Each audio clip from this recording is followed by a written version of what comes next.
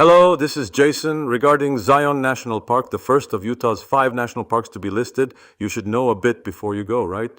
Let's briefly study what Zion National Park is like and how it became a national park before we go. Let me tell you the name first. Zion is the Zion mentioned in the Bible. It is the hill of Jerusalem, and in the Bible it refers to a place of rest, refuge, or sanctuary. The person who named this was a Mormon pioneer who settled in this canyon in 1863. It is said that he entered this valley, blocked by cliffs ranging from 600 meters to a maximum of 800 meters, and said, "This is Zion. It is a place where people can worship God." Before that, the Paiute people who lived on this land called this place Mukuntuib. When it was first designated as a national monument in 1909, its official name was also that. However, in 1918, the name was changed to Zion. The reason is a bit realistic, but it's because the tourists couldn't pronounce it. And the following year, in 1919, it became Utah's first national park. It is now one of the busiest national parks in the United States, attracting over 4 million visitors annually. As of 2026, it ranked second among 63 national parks with 4.8 million visitors. Let's keep one of the most crucial aspects of this Grand Circle tour before you go: the Grand Canyon, Zion, and Bryce Canyon. These 3 places are not separate. It is one giant staircase. In geology, the Grand Staircase is also called a large staircase. Here's how it connects. The top rock of the Grand Canyon is the bottom rock of Zion, and the top rock of Zion is the bottom rock of Bryce Canyon. In other words, as you go north, the strata rise one layer at a time. You see a rock from 2 billion years ago in the Grand Canyon, a rock from 200 million years ago in Zion, and a rock from 50 million years ago in Bryce. If you visit all 3 parks, it's like reading the history of the Earth in order. And the way you see it is also different. The Grand Canyon is a place that looks down from above. Zion is a place where you look up from below. We are now entering the bottom of the canyon, and a cliff surrounds us. This is why Zion is fundamentally different from other parks and why people are overwhelmed by the sandstone-enclosed canyons here. So what is this massive cliff made of? It's sand. To be precise, it's the Navajo sandstone, a stratum known in English as Navajo sandstone. About 200 million years ago, this region was one of the largest deserts in Earth's history. It is estimated to have been larger than the current Sahara. It was a land where endless sand dunes were being pushed by the wind. The sand accumulated over millions of years was pressed down, and the minerals in the groundwater solidified into stone as they acted as an adhesive. Its thickness is up to 700 meters. It is one of the thickest sandstone layers in the world. The one overwhelming cliff you will now see is a sand dune that has completely hardened. So if you look closely at the Zion cliffs, you can discover something interesting. The rock surface has layers of oblique stripes. That's exactly the direction the wind pushed up the sand dunes 200 million years ago. The direction of the wind blowing in that desert that day was recorded on the rock. If you go to the checkerboard mesa on the east side of the park, this pattern appears clearly like a grid pattern. I'll also explain the colors. The red color is from iron oxidation, meaning it's rust. The white part is where iron has been washed away by the groundwater.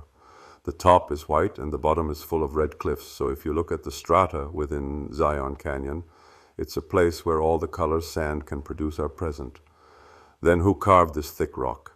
It was the Virgin River. Everyone here is surprised. You might be disappointed if you see that river today.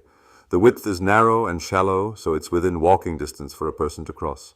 You might not believe that such a stream has dug an 800-meter canyon. There are 2 secrets. First, it's a slope. The Virgin River is one of the steepest rivers in the United States. It drops nearly 15 meters while flowing for 1 kilometer. It means that the water flows that strongly. Second, it's sand. This river carries an enormous amount of sand and gravel as it flows through sandstone areas. Water alone cannot carve a rock. However, water loaded with sand becomes sandpaper. The Virgin River carries over 1 million tons of sediment each year. That's what ground up for millions of years. And when there's heavy rain, it becomes a completely different river. With hundreds of times the usual flow rate, most of the work of cutting the canyon happens within those few days. This is directly related to the safety issues I will discuss shortly. We will study the effects and principles of lectures in the western United States separately at another time.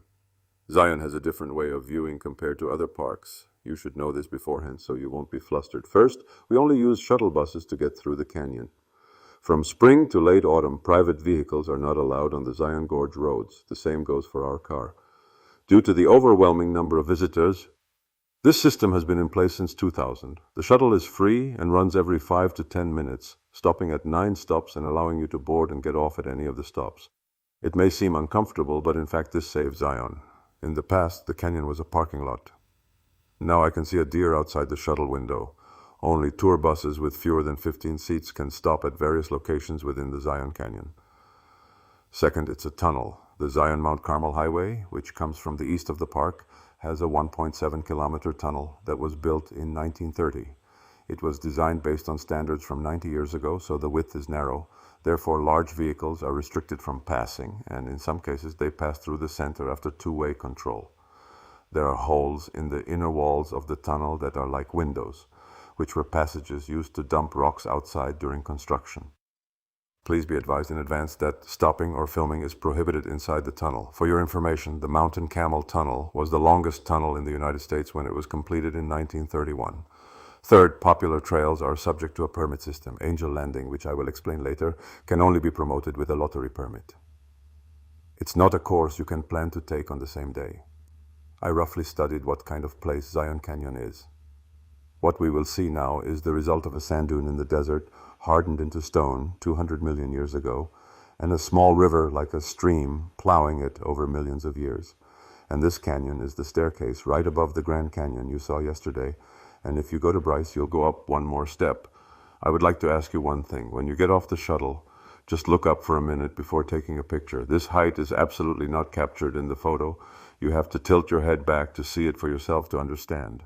From now on, we will take 5 breaths each time we breathe at Zion Canyon, located on the Colorado Plateau, where the second most fresh air in the U.S. mainland begins. It was Jason. Thank you.